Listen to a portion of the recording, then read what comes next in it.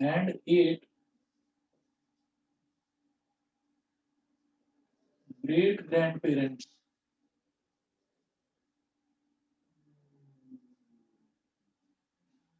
ठीक है, ये दे रखा है कि एक पर्सन के दो पेरेंट्स हैं और 4 ग्रैंड पेरेंट्स हैं, मतलब दादा दादी नाना नानी, 4 ग्रैंड पेरेंट्स हो गए।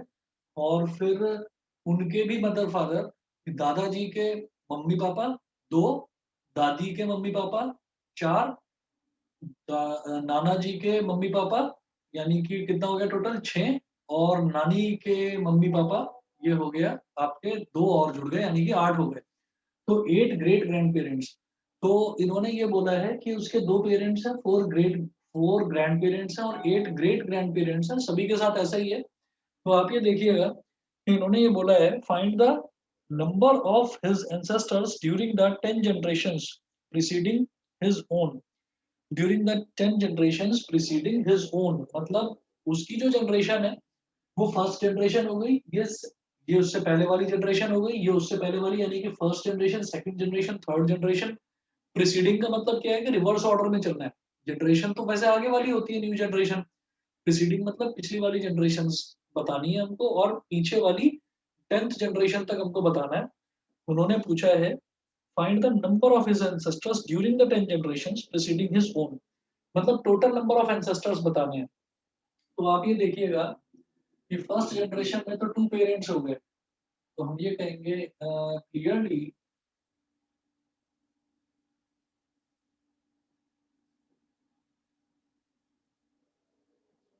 It will form a GP where first term a is equal to 2 हो गया। सेकंड टर्म कैसे निकालते हैं, सॉरी कॉमन रेशियो कैसे निकालते हैं, second term upon first term करके। Second term upon first term कर रहे हैं तो भी 2 आ रहा है, third term upon second term कर रहे हैं तो भी 2 आ रहा है। तो इसका मतलब ये हमारा हो गया, कॉमन रेशियो हो गया 2। तो number of ancestors during the 10 generations, पिछली जो 10 जनरेशन है उनमें अगर देखा जाए तो टोटल नंबर ऑफ एंसेस्टर्स कैसे निकाला जाएगा, एस 10 निकालेंगे हम। ठीक है, ये हो जाएगा a इंटू आर की पावर 10 - 1 अपॉन r - 1। ठीक है, इज इक्वल टू a कितना है 2, और कॉमन रेशियो ये भी 2, तो 2 की पावर 10 - 1 अपॉन 2 - 1। तो 2 इंटू 2 की पावर 10 कितना होता है, ये कितना, 1024 हाँ 1024। 1024 बिल्कुल ठीक। 2 की पावर 10 होता है 1024, तो 1024 -1 अपॉन 2 - 1 तो 1 हो गया। तो 2 इंटू 1023, यानी कि 2 3 जा 6, 2 2 जा 4, 2 0 जा 0 एंड 2 1 जा 2, तो 2046 टोटल इतने उसके एंसेस्टर्स हैं। बताइए जी, क्लियर है? Yes, sir. Yes, sir. ठीक है जी। उसके बाद नेक्स्ट देखेंगे, नेक्स्ट है ज्योमेट्रिक मीन। ज्योमेट्रिक मीन किस तरीके से निकलता है,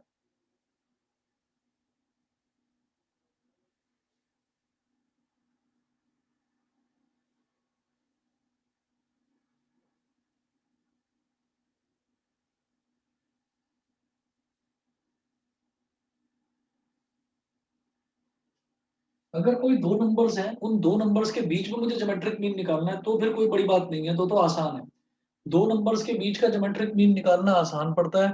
वो तो सीधा सीधा क्या है कि दोनों नंबर्स को मल्टीप्लाई करा, और मल्टीप्लाई करने के बाद में, दोनों नंबर्स को मल्टीप्लाई करने के बाद में अंडर रूट ले लेते हैं उसका। तो हम ये कहेंगे geometric mean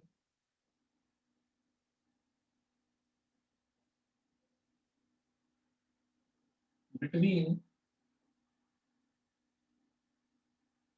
any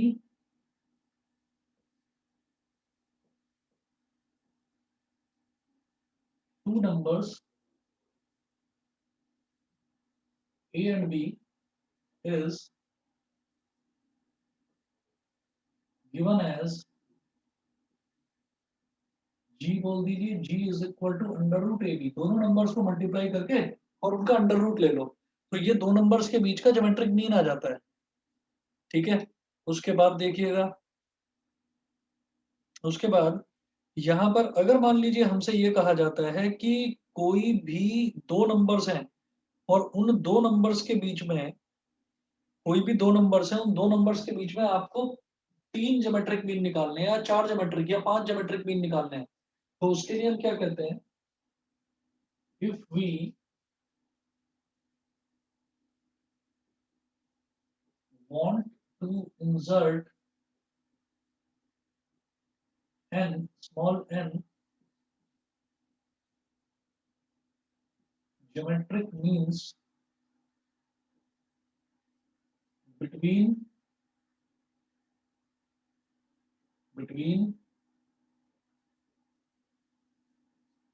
two numbers A and B, then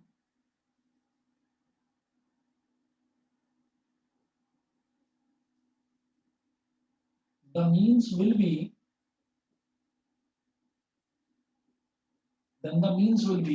तो वो जो ज्योमेट्रिक मीन हो जाएंगे, बहुत सारे ज्योमेट्रिक मीन जो हैं वो क्या हो जाएंगे, then the means will be G1 is equal to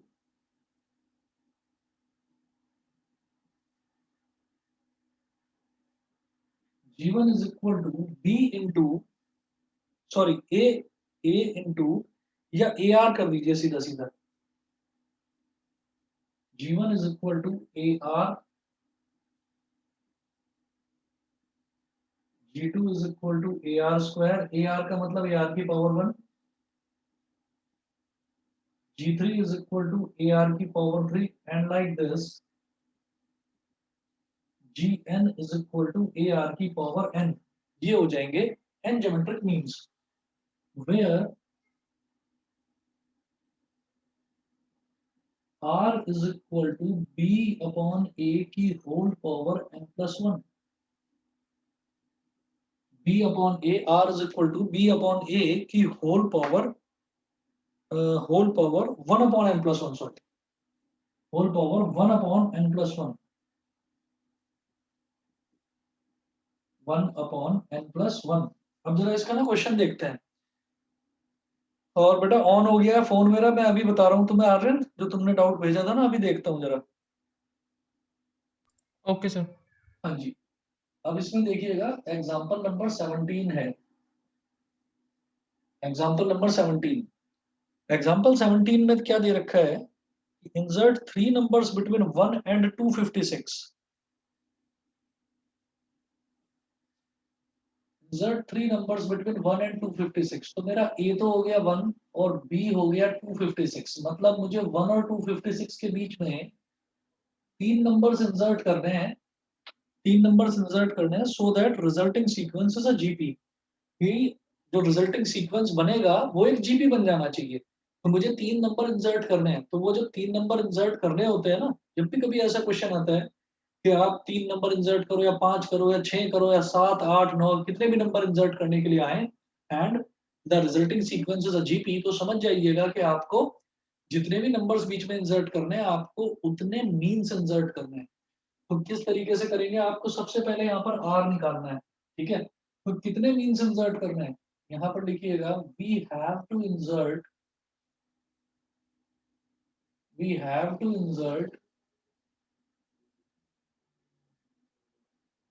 three numbers between we have to insert three numbers between 1 and 256, तीन नंबर इंसर्ट करने हैं, therefore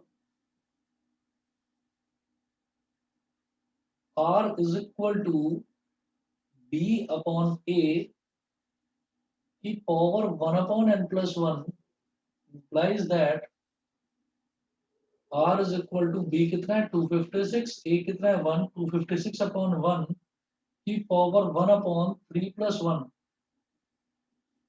मतलब r कितना हो गया, 256 को क्या लिखेंगे बताएंगे?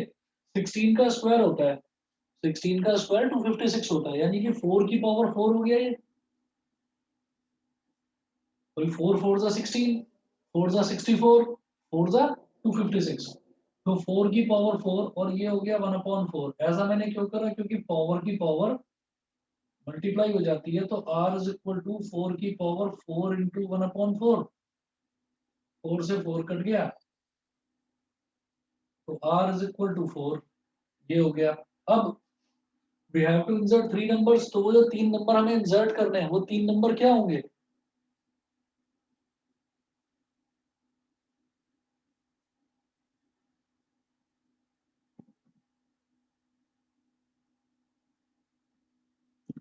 तीन नंबर हो जाएंगे, देखिएगा। फर्स्ट नंबर, फर्स्ट नंबर क्या हो गया, जैसे कि जीवन है, तो फर्स्ट नंबर हो गया ए आर की पावर 1। ए कितना है? 1। आर कितना है? 4। 4 की पावर 1, मतलब ये हो गया 4। सेकंड नंबर ए आर की पावर 2। ए कितना है? 1। आर कितना है? 4, ये हो गया 16। थर्ड नंबर ए आर की पावर 3। ए आर की पावर 3। ए कितना है? 1। आर कितना है? 4। 4 की पावर 3, 4 4 जा 16, 4 जा 64। ठीक है, तो हम ये कहेंगे कि three numbers,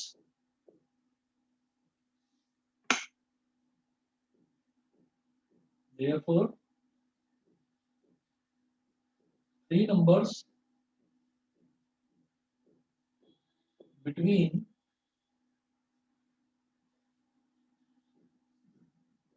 1 and 256, so that the resulting sequence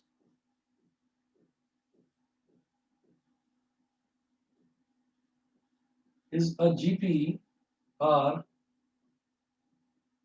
4, 16 and 64, 4, 16 and 64। ये हो गए वो तीन नंबर। क्लियर है? Yes, बताइए sir. क्लियर है सभी को? ठीक है, ठीक है जी। अगला देखेंगे क्वेश्चन, इस तरफ करूंगा।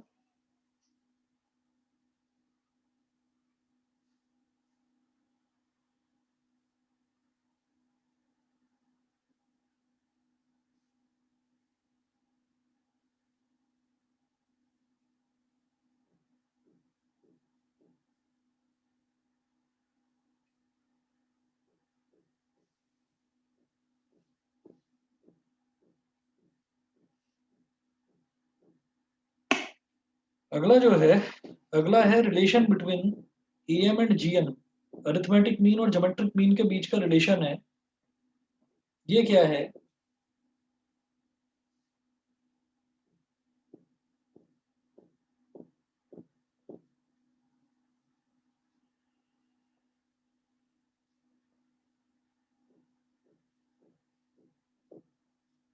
Relation between am and GM. तो अरिथमेटिक मीन और ज्योमेट्रिक मीन के बीच का जो रिलेशन है वो देखते हैं जरा। हम ये कहेंगे, late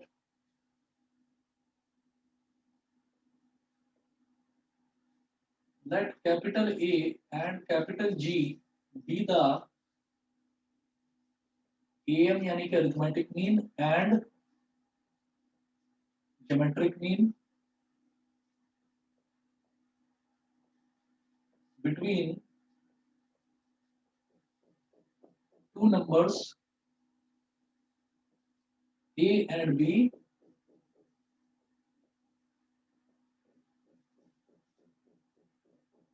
between two numbers a and b respectively.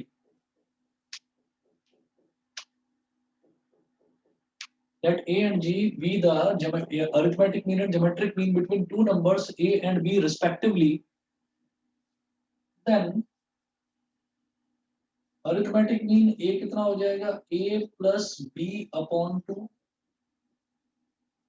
Geometric mean g कितना हो जाएगा? Under root A B.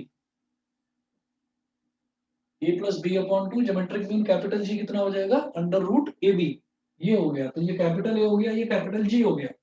उसके बाद देखिएगा, उसके बाद हम क्या करेंगे, यहाँ पर हमें इन दोनों के बीच में रिलेशन निकालना है। तो रिलेशन कैसे निकलेगा देखिएगा, ये अगर मैं यहाँ पर a माइनस जी कहूँ,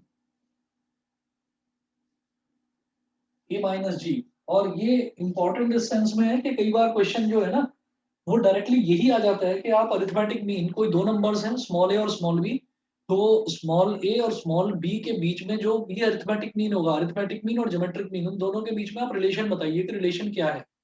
तो कई बार यही सीधा सीधा रिलेशन आ जाता है, और ये कुछ मुश्किल नहीं लगेगा आपको, आसान है, कुछ मुश्किल नहीं है इसमें। देखिएगा क्या है, जैसे a माइनस जी है ना, तो मैं a माइनस जी को क्या कहूंगा, मैं इनकी वैल्यू डाल दूंगा, a plus B upon two minus under root A b. फिर ये a माइनस जी क्या हो जाएगा, ये टू इधर मल्टीप्लाई हो जाएगा, तो a plus b minus two root A b. अब इस a को क्या बोलेंगे, हम ऐसा कह सकते हैं कि रूट a का स्क्वायर, प्लस b क्या हो जाएगा, रूट b का स्क्वायर, और minus two into root A into root B. तो ये एक तरह से क्या हो गया, रूट ए का स्क्वायर प्लस रूट बी का square minus two into root A into root B. इसका मतलब क्या हो गया, ये बन गया मेरे पास under root A minus under root B का whole square, under root A minus under root B का whole square upon two. Sorry, मैं एलसीएम तो लेना ही भूल गया यहाँ पर, देखिए जरा,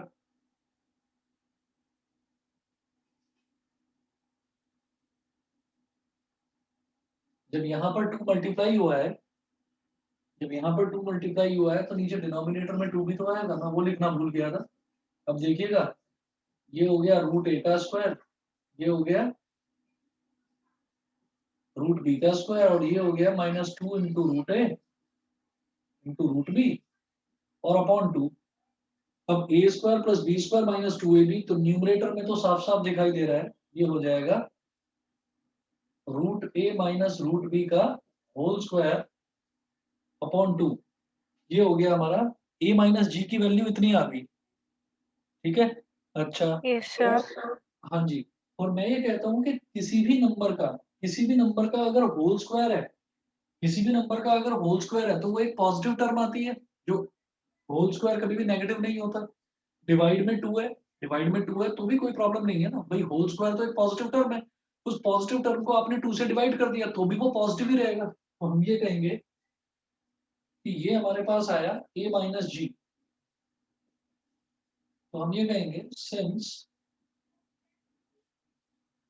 under root A minus under root B का whole square upon two is greater than equal to zero.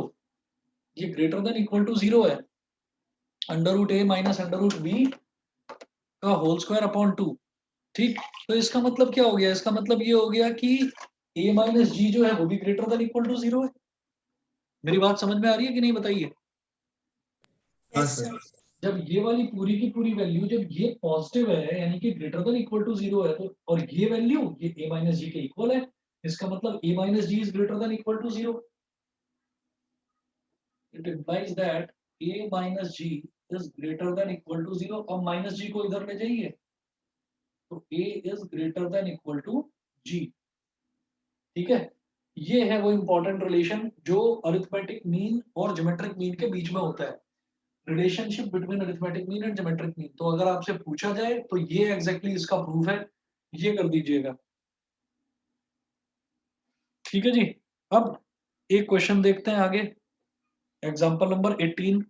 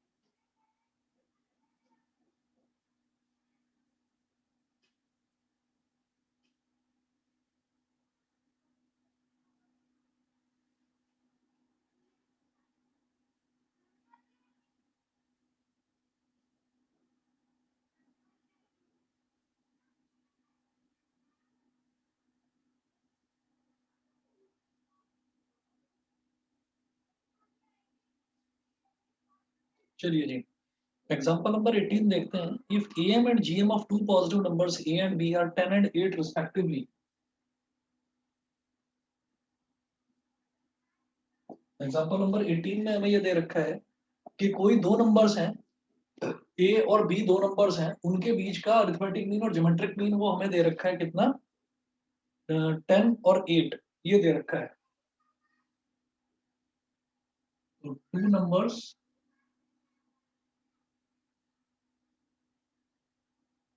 Are a and b, उनके बीच का जो अरिथमेटिक मीन है यानी कि a प्लस बी अपॉन 2 ये दे रखा है 10। मतलब small a plus b is equal to 2 10 20। एक तो ये दे रखा है। दूसरा दूसरा इन्होंने दे रखा है कि दोनों के बीच का जो ज्योमेट्रिक मीन है, ज्योमेट्रिक मीन है अंडर रूट ए बी, ये कितना दे रखा है 8। तो इसको हम क्या कहेंगे, अगर स्क्वायरिंग कर दी जाए तो अंडर रूट ए बी का स्क्वायर तो ये भी हो जाएगा और 8 का स्क्वायर कितना हो जाएगा 64। तो ये हो गई हमारी इक्वेशन नंबर 1 और ये हो गई इक्वेशन नंबर 2। अब वो पूछ रहे हैं कि फाइंड द नंबर्स, मुझे वो दोनों नंबर फाइंड आउट करने हैं, मुझे ए और बी की वैल्यू निकालनी है। ये ए और बी क्या क्या है, ठीक है। तो जरा देखिएगा, इसमें ना हम एक काम करेंगे कि मैं ये करता हूँ कि चलिए a माइनस बी का होल स्क्वायर अगर ये मैं निकालूं तो ये मेरे पास आ जाएगा बेटा A square plus B square minus 2ab। मैं चाहता हूं कि a माइनस बी आ जाए मेरे पास। कैसे भाई, a प्लस बी की वैल्यू तो हमारे पास है, अगर a माइनस बी की वैल्यू और आ जाए तो जैसे कि pair of linear equation solve करते थे बिल्कुल उसी तरीके से इसको भी सॉल्व करके a और b की वैल्यू अलग अलग निकाली जा सकती है, ठीक है। तो अब आप ये देखिएगा कि जैसे a माइनस बी का होल स्क्वायर है, तो मैं दोबारा से लिखता हूँ इसको, a माइनस बी का होल स्क्वायर ये हो गया ए स्क्वायर प्लस बी स्क्वायर। अब क्योंकि मेरे पास a प्लस बी है तो मैं जानबूझकर क्या करूंगा, मैं यहाँ पर माइनस 2ab को भी लिखूंगा और पहले मैं इसमें 2ab लिख लेता हूँ, प्लस का 2ab। मैंने लिख दिया प्लस का 2ab। जब प्लस का 2ab लिखूंगा तो माइनस का 2ab भी लिखना पड़ेगा और माइनस 2ab पहले से ही था, तो ये माइनस 2ab वो वाला जो पहले से ही था यहाँ पर, ठीक है। मैं क्या चाहता हूँ, आप शायद समझ गए होगे, पर्पस समझ गए होगे कि पर्पस क्या है, ए माइनस बी का होल स्क्वायर निकालने का पर्पस क्या है। पर्पस ये है कि ए प्लस बी तो मेरे पास है ही, है ना, ए माइनस बी और आ जाए तो मेरे पास दो इक्वेशंस बन जाएगी और पेयर ऑफ लीनियर इक्वेशन की तरह मैं दोनों को सॉल्व कर लूंगा। तो आप ये देखो कि ए माइनस बी का होल स्क्वायर क्या होता है, A square plus B square minus 2ab। अब एक मिनट के लिए इस माइनस 2ab को अलग हटा देते हैं, तो A square plus B square plus 2ab मैंने लिख दिया। मैंने प्लस 2ab लिख दिया तो माइनस 2ab भी लिखूंगा और ये लास्ट में जो माइनस 2ab था इसको लास्ट में लिख दिया। मतलब मैंने बीच में प्लस 2ab और माइनस 2ab इंक्लूड कर दिया। तो ऐसा करा क्यों है, ताकि A square plus B square plus 2ab बन जाए ए प्लस बी का होल स्क्वायर। तो ये हो गया ए माइनस बी का whole square is equal to A plus B का होल स्क्वायर और माइनस टू ए बी क्या हो गया, -4ab। अब a माइनस बी का whole square is equal to A plus B का होल स्क्वायर मतलब 20 का होल स्क्वायर -4 इंटू ए बी कितना बेटा 64, ठीक है। a माइनस बी का whole square is equal to 20 का स्क्वायर हो गया 400, 4 4 जा 16, 4 6 जा 24 और 1 25 256। a माइनस बी का होल स्क्वायर 10 माइनस 6 कितना हो गया 4, ये आपका 144 आ गया। 144 का मतलब a माइनस बी की वैल्यू कितनी हो गई 12। इसको बोल दीजिए इक्वेशन नंबर 3। अब 1 और 2 को सॉल्व कर दो। अब आप यहाँ पर लिखिएगा 1 और 2 कह रहा हूँ, सॉरी 1 और 3, add first and third, first और थर्ड इक्वेशन दोनों को ऐड कर दो। फर्स्ट इक्वेशन क्या है, a plus b is equal to 20 और थर्ड इक्वेशन क्या आई, a minus b is equal to 12। दोनों को ऐड कर दो, plus b minus b cancel out हो गया, a प्लस ए कितना हो गया 2a, 20 प्लस 12 कितना हो गया 32। तो 2 16 यानी कि ए की वैल्यू तो आ गई 16। तो दो नंबर्स में से एक नंबर तो 16 है।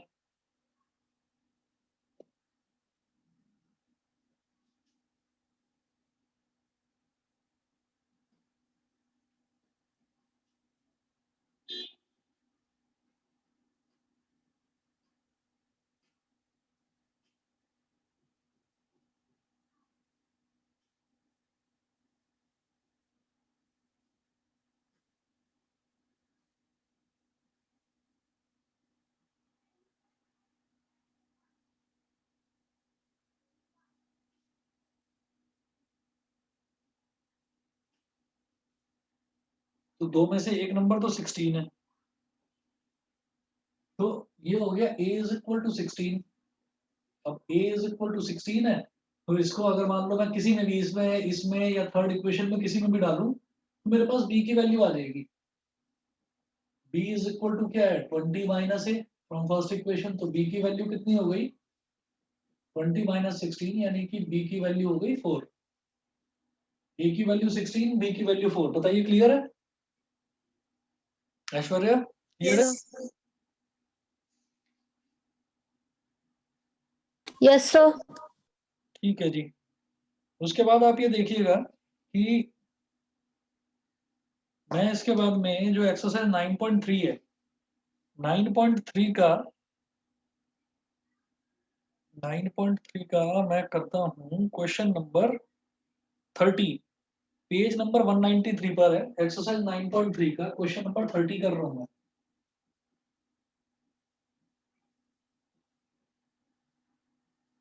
इंपॉर्टेंट क्वेश्चन है।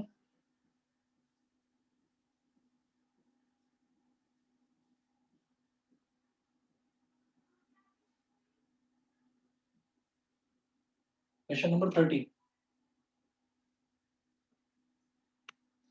क्वेश्चन नंबर 30 में क्या है the number of bacteria in a certain culture doubles every year. The number of bacteria in a certain culture. Culture का मतलब क्या होता है कि जब भी कभी हम बात करते हैं ना, जैसे मान लीजिए यूरिन टेस्ट होता है या ब्लड टेस्ट होता है। तो ये जो टेस्ट होते हैं जितने भी ये हमारे टेस्ट होते हैं जो भी पैथोलॉजी से रिलेटेड टेस्ट होते हैं जिससे किसी किसी ना किसी डिजीज जो है डिजीज को डिटेक्ट किया जाता है। तो उन टेस्ट का जो छोटा सा सैंपल होता है ना उसको कल्चर बोलते हैं। तो वही दे रखा है the number of bacteria in a certain culture doubles every year. तो number of bacteria in a certain culture. Culture मान लीजिए सोच लीजिए कि हमारे पास ब्लड का एक छोटा सा सैंपल है तो उसको उन्होंने कल्चर बोल दिया। तो उसमें क्या है कि उसमें जो बैक्टीरिया है वो हर घंटे कितना हो रहा है डबल हो रहा है। Doubles every year.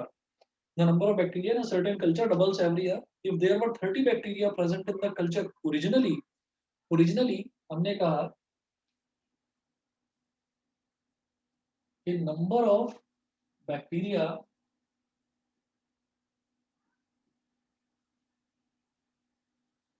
Present originally is equal to 30। ठीक है। if there were 30 bacteria present in the culture originally, how many bacteria will be present at the end of second hour? Number of bacteria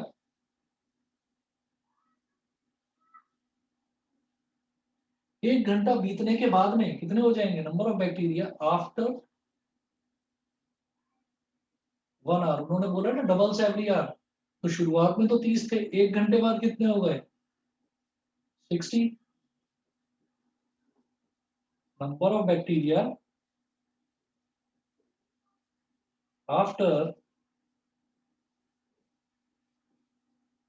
2 hours. ये कितना हो गया 60 का double यानी कि 120 and so on. इस तरीके से वो डबल होते चले जाएंगे। फिर इसके बाद में देखिएगा इन्होंने ना क्या पूछा है हमसे अलग अलग चीजें पूछी हैं। ये पूछ रहे हैं कि how many bacteria will be present at the end of second hour comma fourth hour and nth hour. At the end of मतलब उतने घंटे बीत जाने के बाद। तो आप ये देखो कि अगर एक घंटा बीत जाता है, अगर एक घंटा बीत जाता है तो उसके बाद जो है वो कितने हो गए bacteria at the end of 1 hour 60। Originally तो 30 थे, फिर 60 हो गए। At the end of 2 hours कितने हो गए? 120। फिर at the end of 3 hours कितने हो जाएंगे? वो हो जाएंगे 120 का डबल यानी कि 240। तो आप यहाँ पर जो समझने वाली चीज है वो ये है कि जो बच्चे गड़बड़ कर देते हैं वो इसको फर्स्ट टर्म मान लेते हैं, वो इसको फर्स्ट टर्म मान लेते हैं, इसको फर्स्ट टर्म मत मानो।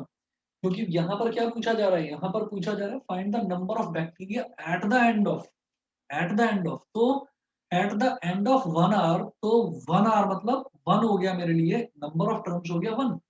तो फर्स्ट पोजीशन पर क्या है मेरे पास? फर्स्ट पोजीशन पर है 60 बैक्टीरिया, ठीक है।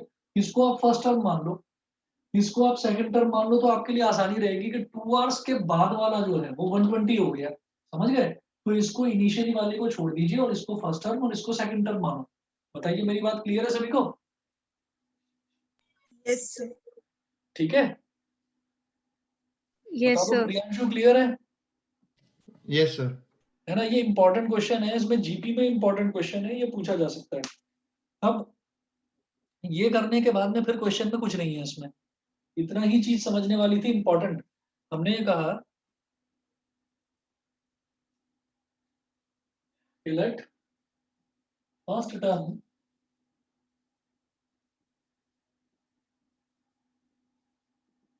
Is equal to, first term को हम क्या बोल देते हैं? A is equal to 60।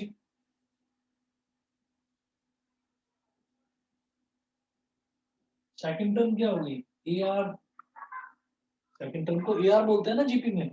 First term a, second term a r, third term a r square, then a r cube. तो जो सेकंड टर्म है वो कितनी होगी? 120। तो second term upon first term कितना हो जाएगा? कॉमन रेशियो वो हो जाएगा 2।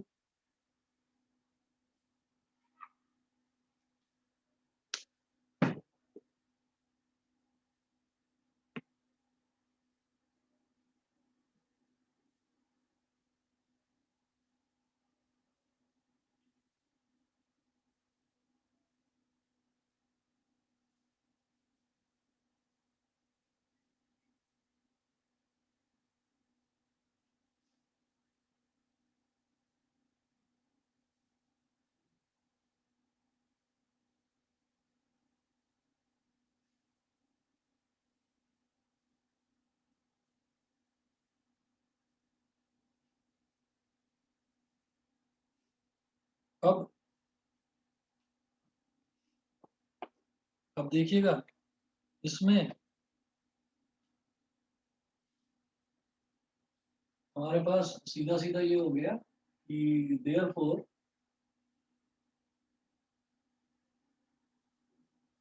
R is equal to 120 upon 60, 60 to the 120। तो कॉमन रेशियो R की वैल्यू 2 आ गई। जब R की वैल्यू 2 आ गई तो अब इसमें हम क्या बोलेंगे कि भाई वो पूछ रहे हैं at the end of nth hour, therefore number of bacteria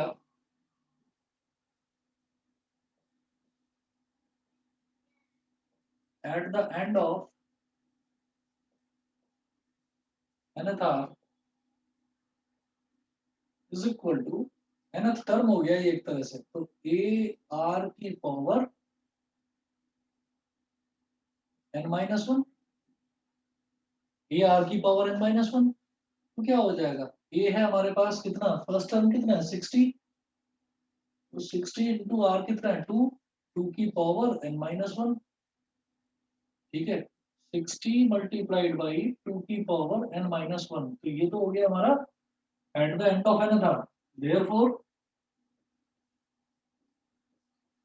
at the end of second hour, 2 घंटे के बाद में कितने हो जाएंगे बैक्टीरिया? 60 इंटू 2 की पावर 2-1। तो 60 इंटू 2 यानी कि 120, ठीक है ना। इसका मतलब फंडा ठीक है हमारा। सेकंड टर्म यही है 120।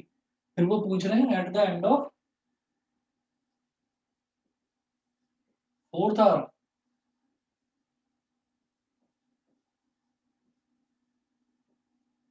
Number of bacteria at the end of fourth our.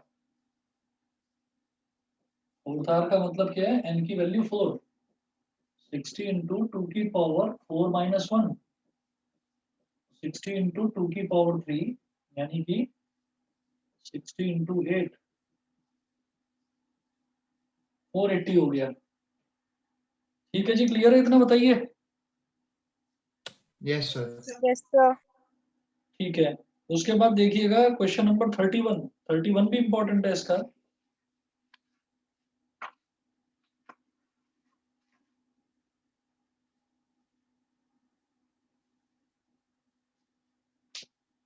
Thirty one आगे कर रहा हूँ इस तरफ।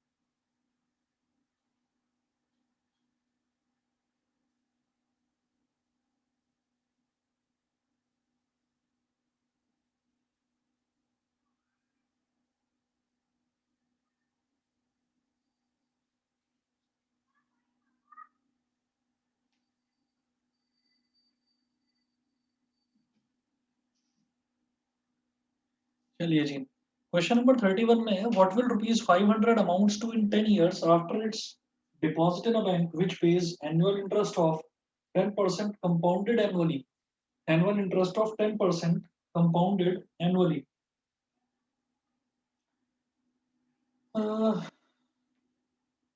Amounts to in 10 years, compound interest का फॉर्मूला मालूम है? नहीं सर। कंपाउंड इंटरेस्ट का जो फॉर्मूला होता है वो देखिएगा। पीआरटी अपॉन ना ना ना, वो तो सिंपल इंटरेस्ट का होता है। पीआरटी अपॉन 100 तो सिंपल इंटरेस्ट का होता है। कंपाउंड इंटरेस्ट का फॉर्मूला सीधा मैं लिख रहा हूँ यहाँ पर। क्या? वो तो इंटरेस्ट निकाल के फिर अमाउंट मनी वो बना देते हाँ, हैं। वही आप करेंगे कि इंटरेस्ट निकालोगे, इंटरेस्ट निकालने के बाद में फिर जो अमाउंट है उसमें आप उसको ऐड कर दोगे। देखिए ऐसे होता है, प्रिंसिपल में ऐड कर दोगे। हम ये कहेंगे यहाँ पर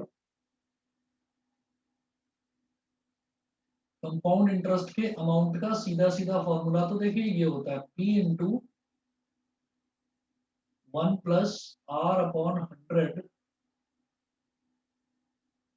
की पावर n, ये होता है इसका फॉर्मूला। तो जैसे इस क्वेश्चन में पूछा है ना, what will rupees 500 amounts to in 10 years, तो आप ये देखिएगा कि इसमें प्रिंसिपल दे रखा है रुपीज 500, एन होता है नंबर ऑफ ईयर्स तो वो दे रखा है 10 years, और जो रेट ऑफ इंटरेस्ट है वो भी 10% दे रखा है कंपाउंडेड एनुअली। तो कोई प्रॉब्लम नहीं है, सीधे सीधे इसमें डालकर निकाल लीजिएगा। क्योंकि क्या है कि ये जीपी जो है, जीपी को यूज करके ही ये फंडा हमारे को पता चला है। मतलब जीपी को यूज करके ही ये जो फॉर्मूला होता है ना कंपाउंड इंटरेस्ट का, ये जीपी के फॉर्मूले से डिराइव हुआ है।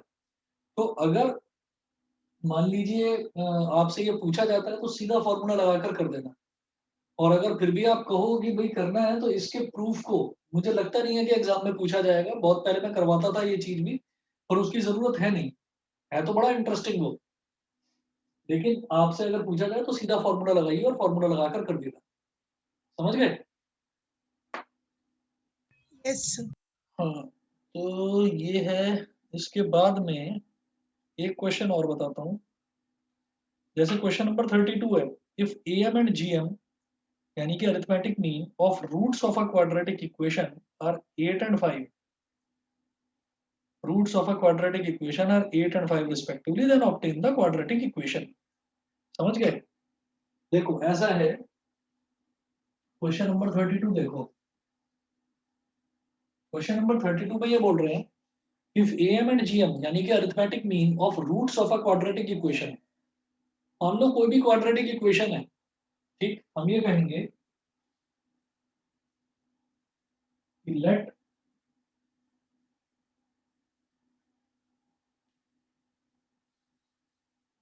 let the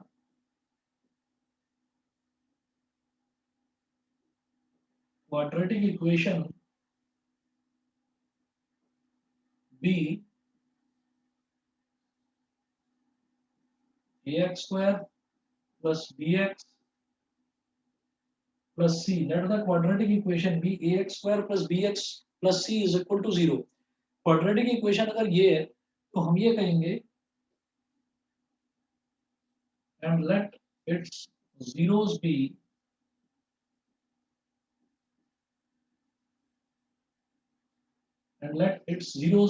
alpha and beta. मान लो इसके जीरोस जो है वो अल्फा और बीटा है, तो हम ये जानते हैं कि वो पूछ रहे हैं कि आपको क्वाड्रेटिक इक्वेशन बनानी है, तो चलिए जी क्वाड्रेटिक इक्वेशन भी बना लेंगे।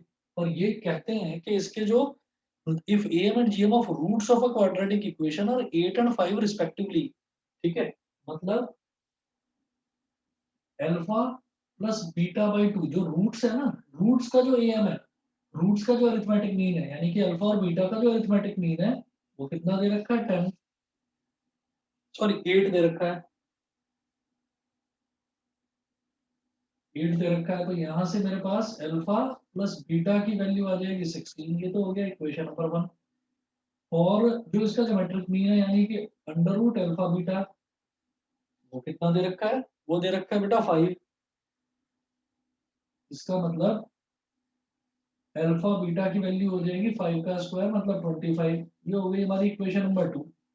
इक्वेशन 1 बन गई, इक्वेशन 2 बन गई। अब अल्फा माइनस बीटा का होल स्क्वायर निकाल लो यहाँ से। अल्फा माइनस बीटा का होल स्क्वायर जैसा कि हमने रिलेशन में देखा था, अल्फा माइनस बीटा का होल स्क्वायर आया था हमारे पास अल्फा प्लस बीटा का whole square minus 4 alpha beta. भाई वही तो चीज है, ए माइनस बी का whole square is equal to A plus B का whole square minus 4 A B. ठीक, तो अल्फा माइनस बीटा का whole square is equal to alpha plus beta का होल स्क्वायर मतलब 16 का स्क्वायर माइनस 4 इंटू 25। ये हो गया। आगे करता हूँ इसको।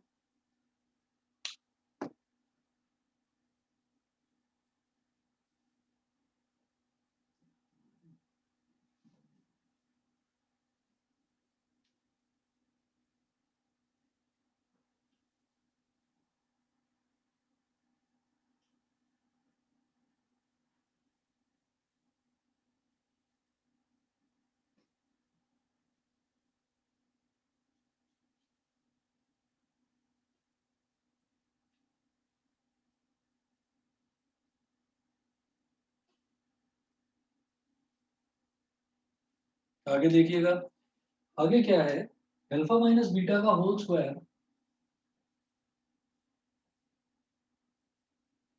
इज इक्वल टू 16 का स्क्वायर हो गया 256 माइनस 4 इंटू 25 कितना हो गया 100। तो अल्फा माइनस बीटा का होल स्क्वायर बेटा ये हो गया 156। इसका मतलब अल्फा माइनस बीटा की वैल्यू आ गई अंडर रूट 156।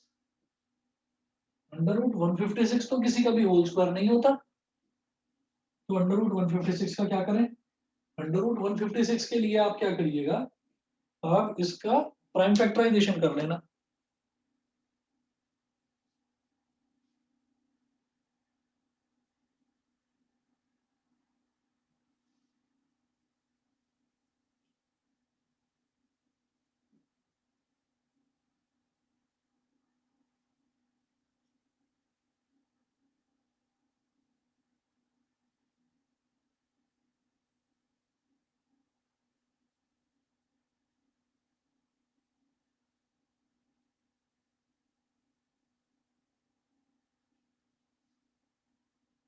इसका प्राइम फैक्टराइजेशन करेंगे तो देखिएगा 156 का जब प्राइम फैक्टराइजेशन करेंगे तो 2 से डिवाइड करिए, 2 7 जा 14, ये कितना हो गया 2 7 जा 14 78 नहीं 2 7 जा 14, हाँ 78 हो गया।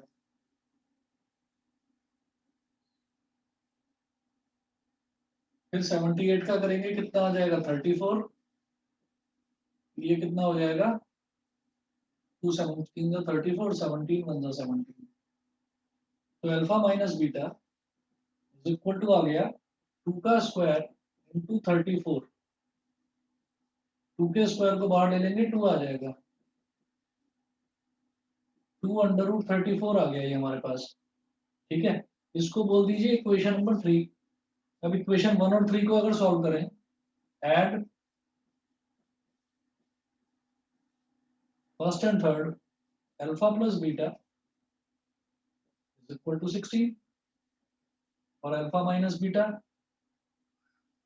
इज इक्वल टू 2 रूट 34, दोनों को ऐड करेंगे, plus beta minus beta cancel out, alpha plus alpha 2 alpha is equal to, जब इनको ऐड करेंगे तो 16 प्लस 2 रूट 34 आ गया, 2 अल्फा इज इक्वल टू, यहाँ से हमने 2 ले लिया कॉमन, ये आ गया 8 प्लस रूट 34, 2 से कट गया 2, तो alpha is equal to 8 plus under root 34, ये तो अल्फा की वैल्यू आ गई। अब बात करते हैं बीटा की, तो बीटा कैसे निकलेगा, बीटा आ जाएगा 16 minus alpha, beta is equal to 16 minus alpha, तो beta is equal to 16 minus 8 plus root 34, ये हो गया,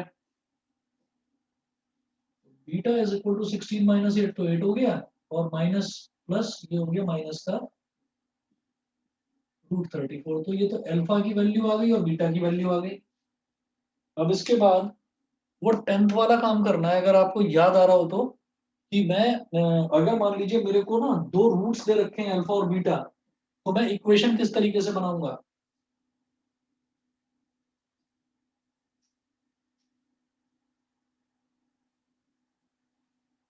देखिएगा इक्वेशन बनेगी ऐसे, therefore required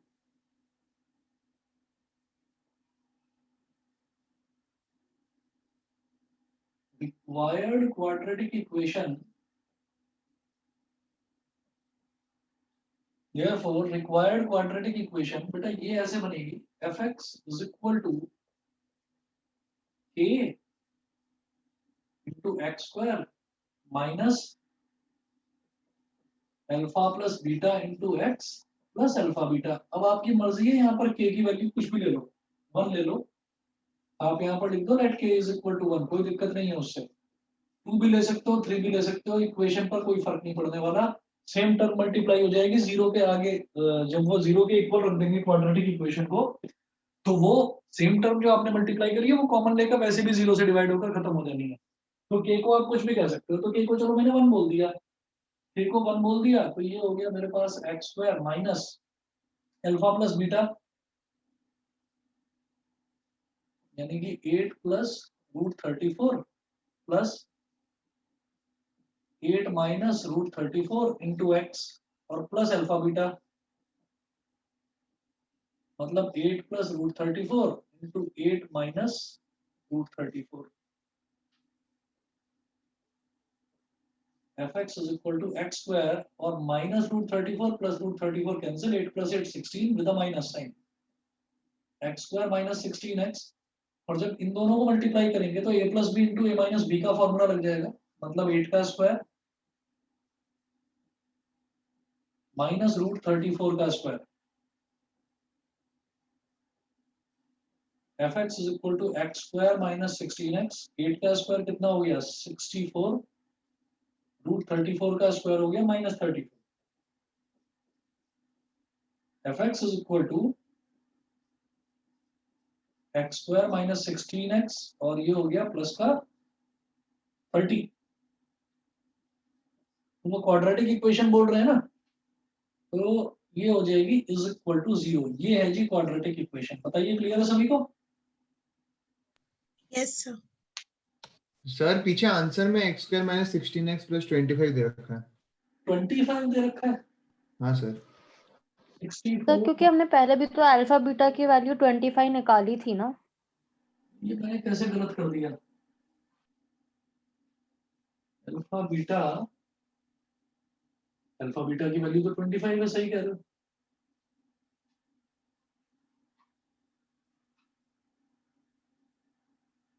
तो ये तो मैंने फालतू में इतना लंबा करा। ओहो,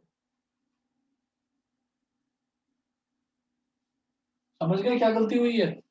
हाँ सर, वो अल्फा प्लस बीटा वाली वैल्यू वहीं डाल दी। आपको यही कर देना था बस ये, हाँ, आपको यही कर देना था, ये x square minus alpha plus beta into x plus alpha beta, ये पूरी कहानी करने की जरूरत ही नहीं थी। अल्फा और बीटा को अलग अलग निकालने की जरूरत ही नहीं थी, यही मैंने मेरे से कुछ इधर ही गड़बड़ हुई है शाम तक मुझे लग रहा है। 64 माइनस रूट 34,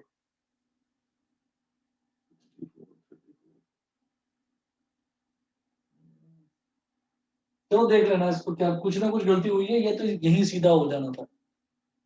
ठीक है, चलिए जी, ठीक है फिर आज इतना ही करते हैं। Thank you sir. प्रियांशु तुम्हारा कल ही है Thank you, sir. ना? ओके,